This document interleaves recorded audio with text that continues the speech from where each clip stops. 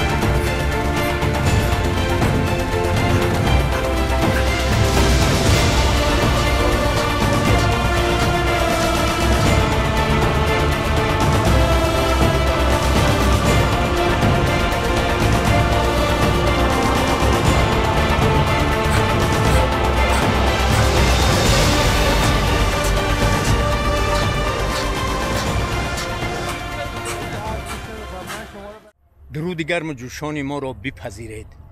همزبانان همزمان دور و نزدیک، هواداران آبادی و آزادی سرتاسری، من دامن 15 سال باز همه روزه، حتی روزهای استراحت و عید و ایام، شب روز به ساختمان تقدیرساز و بنیادی و کشورساز و ملتزای دیار به راغون آوازدار میفرویم، از آن جمله به ساحل رودخانه نورآفر وخش. و حتما سوال در اندیشه من پیدا می شود که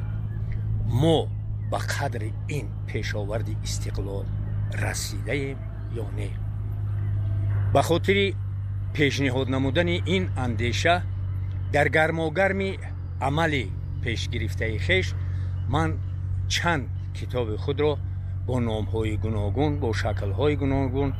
و در هم شکل کتابت و هم در نوار به همزبانان همزمان با هر راه و واسطه پیشنهاد ساختم. ولی دوره‌های آخر حس نمودم که ساکنان کشور، خاصه جوانان، از خواندن تا اندازه دور افتادند و کتاب از دست مردم اصلا افتاده. برای همین تلاش های زیادی من در اندیشه خودم البته از مد نظر همزبانان همزمان دور افتاد و من بعد یعنی بیش از 14 سال اینجا فعالیت داشتن به همین خلاصه آمدم که همه روزه رویارو با شما بیننده های عزیز، همزبانان همزمان خویش، اندیشه های خویش را، مشاهده های خود را، خلاصه های به دست آورده را که در دوام بیش از 50 سالی در میدان ادبیات فعالیت کردن به دست آوردم، پیشنهاد سازم. شاید که در همکاری، در مناسبت های آباد ساختن یا در اندیشه آبادی کشور یگان عمل خیر و نیکی را پیش آورده توانیم تا اینکه برای آبادی خاندان خویش، برای آبادی محل یگان اندیشه نیک یا یگان عمل خیر و سازنده را پیش آورده توانیم. البته این به دستگیری همدیگری، به مناسبت های گرم و صمیمی سازندگی، ما به آرزوهای 1000 ساله دست یافتنمان کاری مشکل است. هنوز بیش از 1000 سال مقدم حکیم ابوالقاسم فردوسی برای کتابت شاهنامه و هشدار دادن همزبانان همزمانش به این عمل دست زده بود و 25 سال او خون دل بخر داده، نور چشم کم کرده، شاه اثری رو پیشنهاد ساخت به زبانی حتی امروزه ما که اون رو تصور کردن از امکان بیرون است و تا امروز نه تنها در میدان ادبیات فارس و تاجیک بلکه در عالم نظیر ندارد و باز 10 سال دیگر نشسته اون رو موافق به طلب زمان پیش آمده خود از نو تحریر کرد. ولی نافهمی های سر زدند و حکیمی بزرگ رو در زمان خود نفهمیدند، خاصه همزبانان همزمانش، و او باز 30 سال از غضب همزمانان خود پنهان شده گشت تا اینکه رو سنگسار نکنند. یعنی پیش گرفتن کار به خاطر هشدار دادن همزبانان، برای پیش گرفتن عملهای خیر و سازنده و بنیادی چون اعمار کاخ نور، این عمل ساده و عادی و روان و همفهم نیست، چون که این عمل اکنون نیز آغاز نیافته. به هر حال در زمان استقلال این بزرگترین عمل است در دوام بیش از 1000 ساله کتابت تا ما رسیده که برای آبادی کشور، برای زندگی شایسته ساکنان سرزمین تا امروز نظیر نداشت. امروز هم در تاجیکستان و حتی در منطقه الترناتیو ندارد. ولی باز هم تاکید می‌داریم که ما در این راستا به قدر این عملی در زمان بسیار مرکب و پیچیده و پر از کمبودی و نارسایی‌های مالی و اقتصادی، حتی خشونت‌های زیادی خرد و بزرگی هم منطقوی و هم جهانی میرسیده باشه. وقتی که حکومت جمهوری تاجیکستان با راهبری به واسطه سروری کشور این عمل بزرگی تاریخی و ماندگار و بنیادی کشورساز ملت‌زا را پیش گرفت، اصلا باور نکردنی بود، چون که تاجیکستان اکنون از جنگ شهروندی تقدیرسوز برون گشته، نه امکان مالی داشت، نه اندیشه های خیر و نیکی همسایه‌داری ها که در این عمل همکاری ها را پیش بیارند. و باز در چنین یک زمانی پر از کمبود و نارسایی های مالی و اقتصاد، پیش گرفتن ساختمان کارخانه اعمار انشاءات سازنده و بنیادی که بودجه آن از بودجه سرتاسری مملکت بکرد زیاد است، این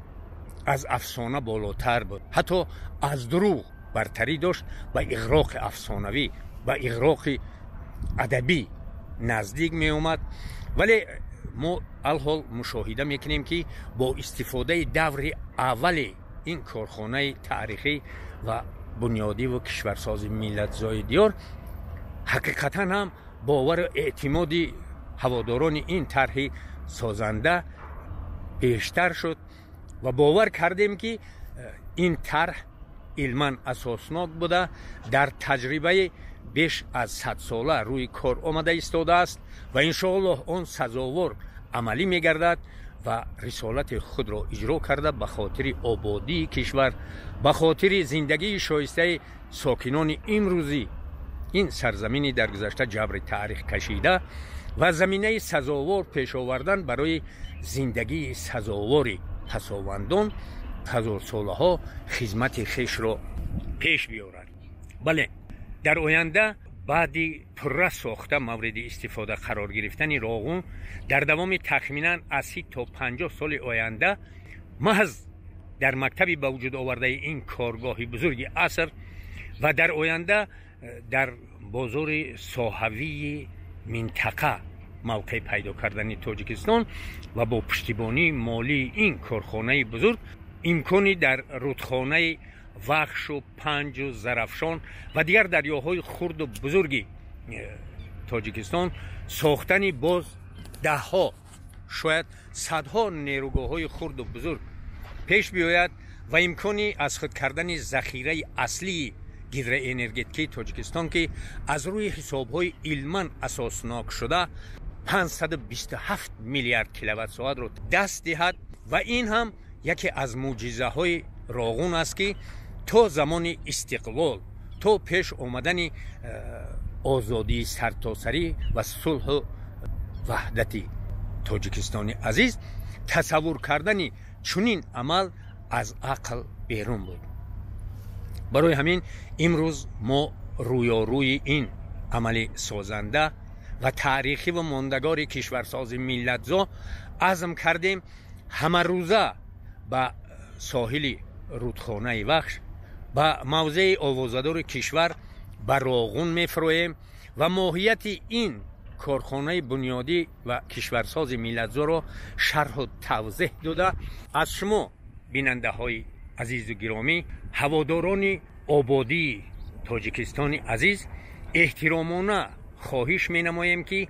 در این عمل پیش گرفته ما شما بی‌طرفی نکنید. بیاید همه روزه اندیشه های خود، ملاحظه های خویش، پیشنهاداتمان را برای آبادی تاجیکستان عزیز هیچ نباشد به خاطر آبادی خاندان خود و زندگی شایسته خویش و پسوندان پیشنهاد سازیم تا اینکه در گلگل شکوفی تاجیکستان عزیز سهم خود را گذاشته توانیم. یعنی استقلال در برابر امکانیت های بزرگی پیش آوردهش برای هر یک ما، برای کل ساکنان کشور، برای رعیت و هر یک شهروند تاجیکستان عزیز مسئولیت است.